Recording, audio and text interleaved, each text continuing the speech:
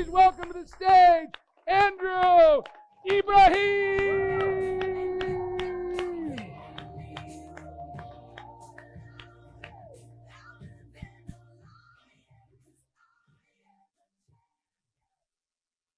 Money is everything. Without it, you're nothing. When I was 12, I was in school, had a report card with all B's.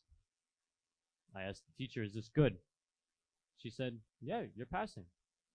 I show it to my dad, and he goes, why didn't you get an A?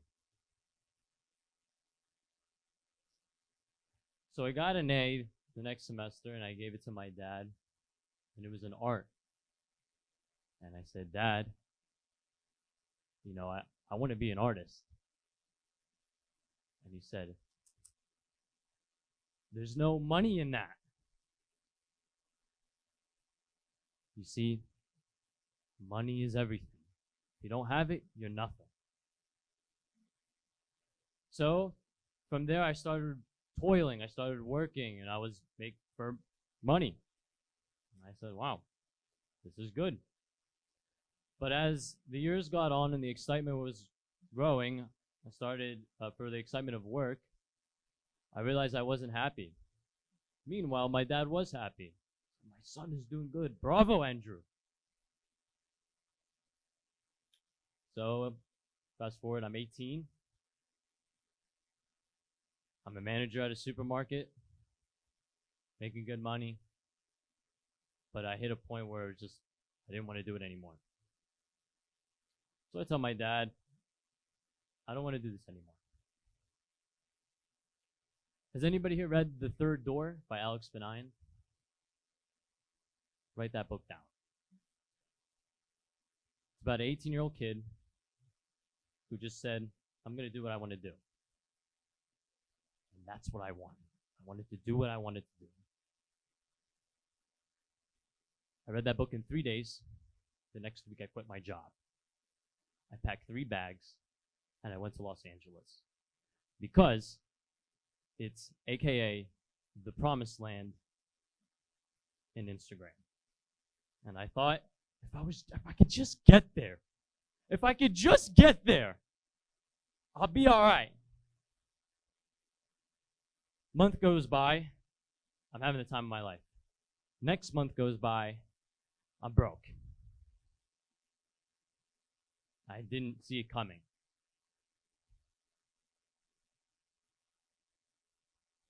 So I started journaling. Met a young woman. I was lost in this conversation with this woman. She told me about journaling, and I started journaling. I asked her, what's her name? She said, Grace. So I'm journaling. I didn't tell anybody what I was going through. My dad called me. He said, are you all right? I said, I'm all right. I'm good, Dad. But I kept journaling. I'm having the worst time of my life. I'm homeless. I'm nothing. I don't have money. Because in school, when there's a test given to you and you ask for help, that's cheating. So I didn't tell anybody. Thank God I wanted a quiet spot to just think. I went to church. I didn't want nothing. I waited for the mass to end. I waited for me to be alone. And I sat there. I just in silence. I was like, I don't know what to do. Luckily, a man came by. True story. Luckily, a man came by and said, who are you? I've never seen you before. I told him, my name is Andrew. I'm no titles, no nothing. I'm just from Philly. I'm trying to make something happen. And he said, why don't you come? It's Thanksgiving.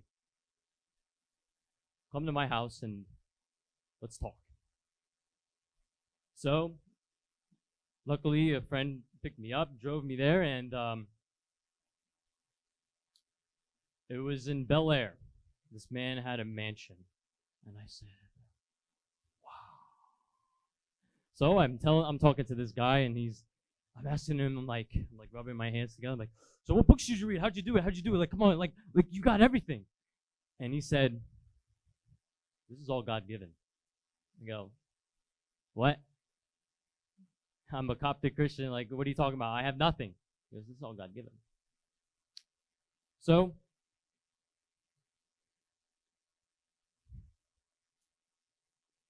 we go in his office, and there's a picture of this big man in front of his office, and he said,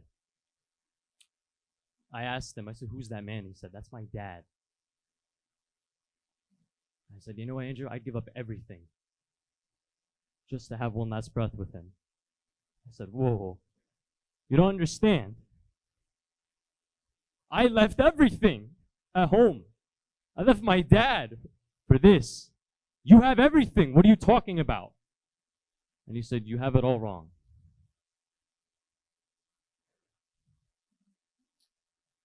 I end up coming home. And it was the story about the prodigal son. And my dad welcomed me back home. Ladies and gentlemen, Andrew! Ibrahim!